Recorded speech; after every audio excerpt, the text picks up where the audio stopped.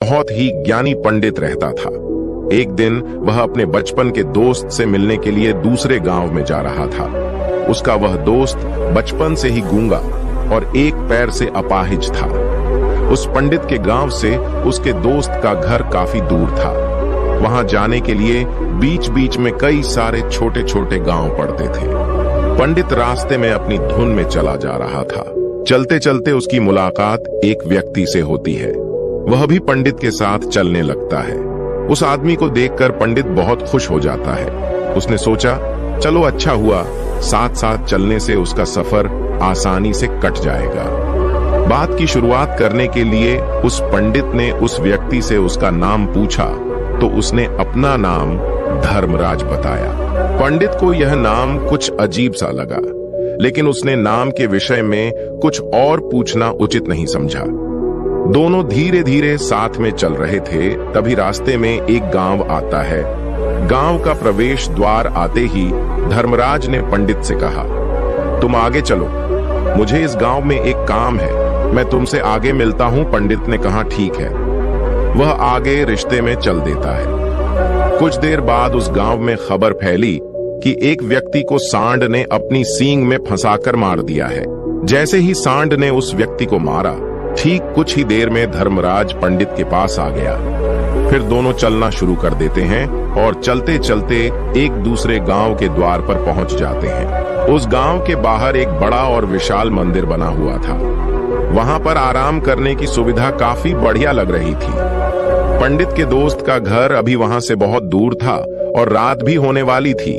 तो पंडित ने धर्मराज से कहा, रात होने वाली है, पूरे दिन चलते चलते थक भी चुके हैं और भूख भी लग रही है, तो यहाँ पर भोजन करके यहीं पर हम विश्राम कर लेते हैं। फिर सुबह के समय आराम से आगे की यात्रा जारी करेंगे। धर्मराज ने कहा, ठीक है, मुझे इस गांव में किसी को कुछ जरूरी सामान देने जाना है।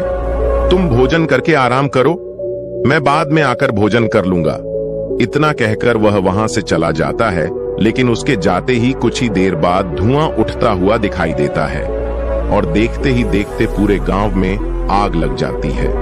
पंडित ने हैरानी से सोचा कि यह धर्मराज जहां भी जाता है वहां कोई ना कोई अनहोनी जरूर हो जाती है।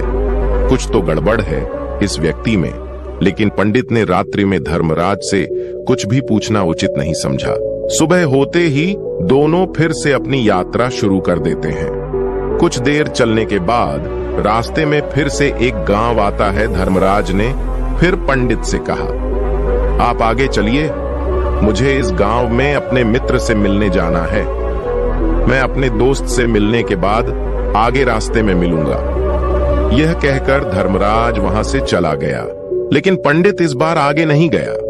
वहीं खड़ा होकर धर्मराज को देखता रहा कि वह कहां जा रहा है और क्या करता है। तभी थोड़ी देर बाद लोगों की आवाज सुनाई देने लगी कि एक व्यक्ति को सांप ने काट लिया है और उसकी मृत्यु हो गई है। ठीक उसी समय धर्मराज फिर पंडित के पास पहुंच गया, लेकिन इस बार पंडित से रहा नहीं गया और उसने धर्मराज से पूछ ही लिया कि तुम जिस भी गांव में जाते हो वहां कोई ना कोई अनहोनी जरूर हो जाती है, क्या तुम मुझे बता सकते हो ये ऐसा क्यों हो रहा है?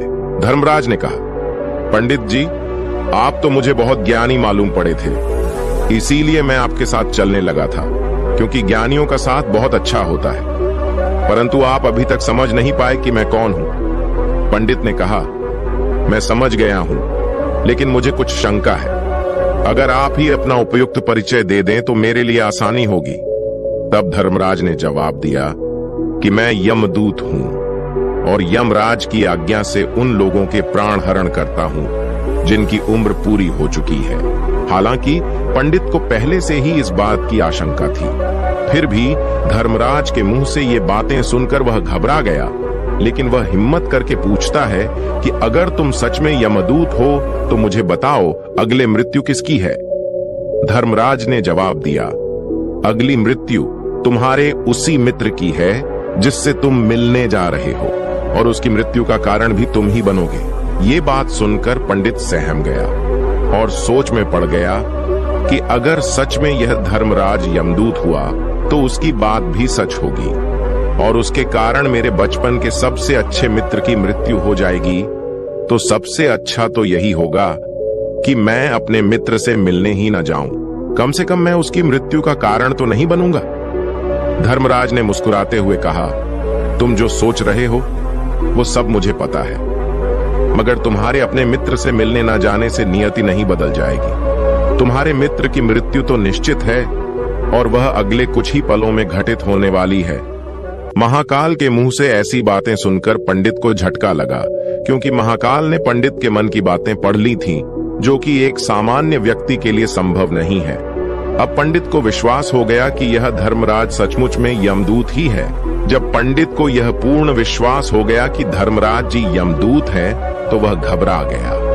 वह अपने मित्र की मृत्यु का कारण नहीं बनना चाहता था, इसलिए वह पलटकर अपने गांव की तरफ वापस जाने लगा। लेकिन जैसे ही पंडित वापस जाने के लिए मुड़ा, उसने देखा कि उसका मित्र तेजी से उसकी तरफ चला आ रहा है, जो कि पंडित को देखकर अत्यंत प्रसन्न दिखाई पड़ रहा था। अपने मित्र के आने की गति को देखकर पंडित को ऐसा लगा कि जैसे उसका मित्र काफी देर से उसका ही पीछा कर रहा है। लेकिन वह बचपन से ही गूंगा था और एक पैर से लंगड़ा भी था, इसीलिए ना तो वह पंडित को आवाज देकर रोक पाया था और ना ही उस तक पहुंच पा रहा था। लेकिन जैसे ही वह पंडित के पास पहुंचा, अचानक ही जमीन पर गिर पड़ा और उसकी मृत्यु हो गई। पंडित हक्का बक्का होकर धर्मराज की ओर देखने लगा, जैसे कि वह पूछना चाह रहा हो कि आखिर क्या हुआ। धर्मराज पंडित के मन में उठ रहे प्रश्नों को समझ गया और बोला, तुम्हारे मित्र ने पिछले गांव में ही तुम्हें देख लिया था और मैं वहीं से ही तुम्हारा पीछा कर रहा था, लेकिन गूंगा और लंगड़ा होने की वजह से वह तुम तक नहीं पहुंच पाया। उसने अपनी पूरी ताकत लगाकर तुम तक पहुंचने का प्रयास किया, लेकिन बुढ़ापे में बचपन जैसी ताकत नहीं होती, इसलिए हार्ट अटैक होने के कारण उसकी मृत्यु हो गई। क्योंकि वह तुमसे मिलने के लिए अपनी सीमाओं को तोड़कर तुम्हारे पीछे भाग रहा था, इसलिए अपने मित्र की मृत्यु का कारण भी तुम ही कहलाओगे। अब पंडित को पूर्णतः यह विश्वास हो गया था कि धर्मराज एक यमदूत है और उसका कार्य जीवों के प्राण हरना है। लेकिन पंडित एक ज्ञानी व्यक्ति था, वह यह भी जानता था कि मृत्यु पर किसी का वश नहीं है, सबको एक ना एक दिन मरना ही है। यही सोचकर उसने अपने आप को संभाल लिया। लेकिन अचानक ही पंडित के मन में अपनी मृत्यु के बारे में जानने की इच्छा हुई, इसलिए उसने धर्मराज से पूछा कि जब मृत्यु मेरे दोस्त की होनी थी तो तुम शुरू से ही मेरे साथ क्यों चल रहे थे। यह प्रश्न सुनकर धर्मराज जोर से हंसा और बोला, मैं तो हर पल हर क्षण सभी के साथ चलता हूं, किंतु लोग पहचान नहीं पाते, क्योंकि लोगों के पास अपनी समस्याओं के अलावा किसी और व्यक्ति, वस्तु या घटना के बारे में सोचने, समझने या उसे देखने का समय ही नहीं होता। पंडित ने कहा, तो क्या तुम ये बता सकते हो कि मेरी मृत्यु कब, कहां और कैसे होगी। महाकाल ने कहा, हालांकि किसी भी सामान्य जीव के लिए अपनी मृत्यु के बारे में जानना ठीक नहीं है, क्योंकि कोई भी जीव हो वो अपनी मृत्यु के बारे में जानकर बहुत दुखी हो जाता है। हालांकि तुम ज्ञानी व्यक्ति मालूम पड़ते हो और तुमने जिस तरीके से अपने मित्र की मृत्यु को सहन कर लिया है, उसे देखकर लगता है कि तुम अपनी मृत्यु के बारे में जानकर भी दुखी नहीं होंगे। तो तुम्हारी मृत्यु आज से ठीक 6 महीने बाद आज ही के दिन किसी दूसरे राज्य में फांसी लगने से होगी। और सबसे हैरानी की बात तो ये होगी कि तुम स्वयं ही खुशी से उस फांसी को स्वीकार कर लोगे। इतना कहकर धर्मराज वहां से चला गया, क्योंकि अब धर्मराज के पास पंडित के साथ चलते रहने का कोई कारण न था। इसके बाद पंडित ने अपने मित्र के शरीर का अंतिम संस्कार किया और यथाशक्ति उसके क्रियाकर्म करके अपने गांव वापस आ गया। लेकिन कोई व्यक्ति कितना भी ज्ञानी क्यों ना हो, अपनी मृत्यु के बारे में जानकर दुखी तो होता ही है और मृत्यु से बचने का कोई ना कोई उपाय भी खोजता है। तो पंडित ने भी वही किया। क्योंकि पंडित विद्वान था, इसलिए उसकी पहचान उस राज्य के राजा तक थी। पंडित ने सोचा कि राजा के पास तो कई सारे ज्ञानी मंत्री हैं, वो मेरी मृत्यु से संबंधित समस्या का कोई ना कोई समाधान निकाल ही लेंगे। पंडित यही सब सोचता हुआ राज दरबार में पहुंच जाता है और राजा से सारी घटना के बारे में बताता है। राजा ने अपने मंत्रियों को सारी समस्या बताई और उनसे सलाह मांगी। अंत में सभी ने विचार विमर्श करके कहा, अगर पंडित की बात सही है तो उसकी मृत्यु भी 6 महीने बाद ही होगी, लेकिन मृत्यु तो तब होगी जब वह किसी दूसरे राज्य में जाएगा। यदि वह किसी दूसरे राज्य में जाए ही ना तो मृत्यु ही नहीं होगी। मंत्रियों की यह सलाह राजा को भी सही लगी। इसके बाद पंडित के रहने की सारी व्यवस्था महल में ही कर दी गई और राजा के आदेश के बिना उस पंडित से किसी को भी नहीं मिलने दिया जाता था। लेकिन पंडित कहीं भी आ जा सकता था ताकि पंडित को ये ना लगे कि वो राजा की कैद में है, परंतु पंडित डर के मारे स्वयं ही कहीं आता जाता नहीं था। धीरे धीरे महीने गुजरे गए और पंडित की मृत्यु का समय नजदीक आने लगा और अंततः वह भी दिन आ गया जिस दिन पंडित की मृत्यु होनी थी। तो जिस दिन पंडित की मृत्यु होनी थी उसकी एक रात पहले पंडित डर के मारे जल्दी ही सो गया ताकि जल्दी से वह रात बीत जाए और अगला दिन आ जाए ताकि मृत्यु टल सके। लेकिन पंडित को नींद में चलने की बीमारी थी और अपनी इस बीमारी के बारे में वह स्वयं ही नहीं जानता था।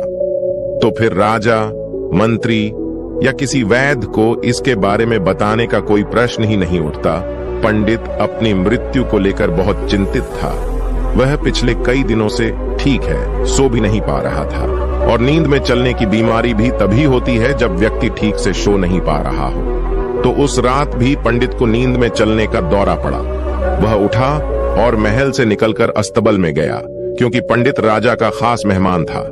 इसलिए किसी भी पहरेदार ने उसे नहीं रोका और ना ही किसी तरह की कोई पूछताछ की। अस्तबल में पहुंचकर वह सबसे तेज चलने वाले घोड़े की पीठ पर सवार होकर नींद में ही अपने राज्य की सीमा से बाहर दूसरे पड़ोसी राज्य में चला गया। इतना ही नहीं, वह दूसरे राज्य के राजा के महल में पहुंच गया। उस महल के पहरेदारों ने भी उसे नहीं रोका और ना ही कोई पूछताछ की।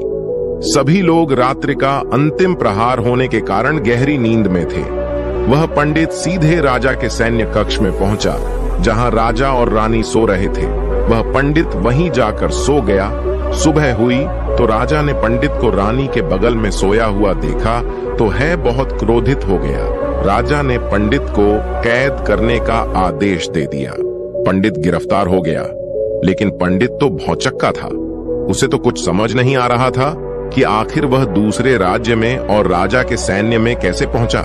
लेकिन वहां उसकी ये सब सुनने वाला कोई नहीं था। राजा ने पंडित को दरबार में पेश करने का आदेश दिया। कुछ देर बाद उस पंडित को दरबार में लाया गया। पंडित को देखते ही राजा इतना आग बबूला हो गया कि उसे फांसी पर चढ़ा देने का हुक्म सुना दिया। फांसी की सजा सुनकर पंडित कांप गया, लेकिन फिर भी थोड़ी सी हिम्मत जुटाकर राजा से बोला, महाराज, मैं नहीं जानता कि मैं राजमहल तक कैसे पहुंचा। मैं यह भी नहीं जानता हूं कि आपके सैन्य कक्ष तक मैं कैसे आया और आपके महल के किसी पहरेदार या सैनिक ने मुझे रोका क्यों नहीं। लेकिन मैं इतना जरूर जानता हूं कि आज मेरी मृत्यु होनी थी और वो होनी भी जा रही है। राजा को यह बात थोड़ी अजीब लगी। उसने पंडित से पूछा, तुम्हें कैसे पता कि आज तुम्हारी मृत्यु होनी है? राजा के इस प्रश्न के जवाब में पंडित ने पिछले 6 महीने का सारा वाक्य राजा को सुना दिया और बोला, महाराज, मेरा क्या, किसी भी सामान्य व्यक्ति में इतना साहस नहीं कि वह राजा के सैन्य कक्ष में राजा की उपस्थिति में रानी के साथ सो जाए। राजा को पंडित की बात में थोड़ा तर्क दिखाई पड़ा, परंतु उसने सोचा कि यह मृत्यु से बचने के लिए धर्मराज और उसके द्वारा अपनी मृत्यु की भविष्यवाणी की कहानी बना रहा है। इसलिए राजा ने पंडित से कहा, यदि तुम्हारी बात सत्य है और आज ये तुम्हारी मृत्यु का दिन है जैसा कि यमदूत धर्मराज ने तुमसे कहा था, तो आज तुम्हारी मृत्यु का कारण मैं नहीं बनूंगा। लेकिन यदि तुम्हारी बात झूठी निकली तो निश्चित ही आज तुम्हारी मृत्यु का दिन होगा, क्योंकि जिस राज्य से पंडित आया था उस राज्य का राजा इस राजा का मित्र था। इसलिए इस राजा ने तुरंत अपने कुछ सैनिकों को पड़ोसी राजा के पास भेजकर पंडित की बात की, सत्यता का प्रमाण मांगा। भेजे गए सैनिक शाम तक लौटे और उन्होंने राजा को बताया कि महाराज पंडित जो कुछ भी कह रहा है वो सब सत्य है। पड़ोसी राज्य के राजा ने पिछले 6 महीने से पंडित के रहने की सारी व्यवस्था अपने ही महल में कर रखी थी। पंडित राजा का खास मेहमान था। कल शाम राजा आखिरी बार पंडित से उसके कक्ष में मिले थे और उसके बाद यह इस राज्य में कैसे पहुंच गया इसकी जानकारी किसी को भी नहीं है। इसलिए उस राज्य के राजा के अनुसार पंडित को फांसी की सजा देना ठीक नहीं है। लेकिन राजा के सामने एक नई समस्या थी, क्योंकि उसने बिना पूरी बात जाने ही पंडित को फांसी की सजा सुना दी थी। इसलिए अगर पंडित को फांसी नहीं दी जाती तो राजा के वचन का अपमान हो जाएगा, लेकिन अगर राजा की बात का मान रखा जाए तो बेवजह ही एक निर्दोष व्यक्ति की मौत हो जाएगी। राजा ने अपने सभी मंत्रियों से इस बारे में सुझाव मांगा तो मंत्रियों ने राजा को सुझाव दिया कि महाराज पंडित को एक कच्चे सूत के धागे से फांसी लगवा दी जाए। इससे आपके कथन का भी मान रह जाएगा और कच्चे सूत के धागे से पंडित को फांसी भी नहीं लगेगी और उसके प्राण भी बच जाएंगे। राजा को मंत्रियों का यह सुझाव पसंद आया और उसने ऐसा ही करने का आदेश दे दिया। पंडित के लिए कच्चे सूत के धागे से फांसी का फंदा बनाया गया और नियम के अनुसार पंडित को फांसी पर चढ़ाया जाने लगा। सभी लोग बहुत खुश थे कि ना तो पंडित मरेगा और ना ही राजा का वचन खाली जाएगा। पंडित को भी पूर्ण विश्वास था, ये सूत के धागे से तो उसकी मृत्यु हो ही नहीं, उसी पर चढ़ने के लिए तैयार हो गया। जैसा कि धर्मराज ने भविष्यवाणी की थी कि तुम खुद ही अपनी फांसी को स्वीकार करोगे। लेकिन जैसे ही पंडित को फांसी दी गई, सूत का धागा तो टूट गया, लेकिन टूटने से पहले उसने अपना काम कर दिया था। पंडित के गले की एक नस सूत के धागे के झटके से कट चुकी थी और पंडित जमीन पर पड़ा तड़प रहा था। उसी पल उसके गले से खून की फुहार निकल रही थी और देखते ही देखते पंडित का शरीर पूरी तरह से शांत हो गया। सभी लोग आश्चर्यचकित थे और पंडित को मरता हुआ देख रहे थे। किसी को विश्वास नहीं हो रहा था कि कच्चे सूत के धागे से भी किसी इंसान की मृत्यु हो सकती है, लेकिन घटना तो घट चुकी थी। नियति ने अपना काम कर दिया था और धर्मराज की भविष्यवाणी सच हो चुकी थी। श्रीमद् भागवत गीता में भगवान श्री कृष्ण ने कहा है, जो होना होता है वो होकर ही रहता है। हम चाहे कितनी ही सावधानी बरतें, कितना ही उपाय कर लें, लेकिन घटना और घटना की पूरी प्रणाली पहले से ही तय होती है, जिसे हम थोड़ा सा भी इधर उधर नहीं कर सकते हैं। दोस्तों, शायद इसीलिए ईश्वर ने हमें भविष्य जानने की क्षमता नहीं दी है, ताकि हम अपने जीवन को ज्यादा बेहतर तरीके से जी सकें। और यही बात उस पंडित पर भी लागू होती है। अगर पंडित ने महाकाल से अपनी मृत्यु के बारे में ना पूछा होता तो 6 महीने तक राजा के महल में कैद रहकर डर डर कर जीने की बजाय ज्यादा बेहतर जीवन जीता। दोस्तों, शायद इसीलिए ईश्वर ने हमें भविष्य जानने की क्षमता नहीं दी है, ताकि हम अपने जीवन को ज्यादा बेहतर तरीके से जी सकें। और यही बात उस पंडित पर भी लागू होती है। अगर पंडित ने महाकाल से अपनी मृत्यु के बारे में ना पूछा होता तो 6 महीने तक राजा के महल में कैद रहकर डर डर कर जीने की बजाय ज्यादा बेहतर जीवन जीता। तो दोस्तों, उम्मीद करता हूं आपको इस कहानी से एक अच्छी सीख मिली होगी। ये कहानी आपको कैसी लगी हमें कमेंट बॉक्स में कमेंट करके जरूर बताएं और इस वीडियो को अपने दोस्तों के साथ जरूर शेयर करें, ताकि उन्हें भी इस कहानी से कुछ सीखने को मिल सके। धन्यवाद।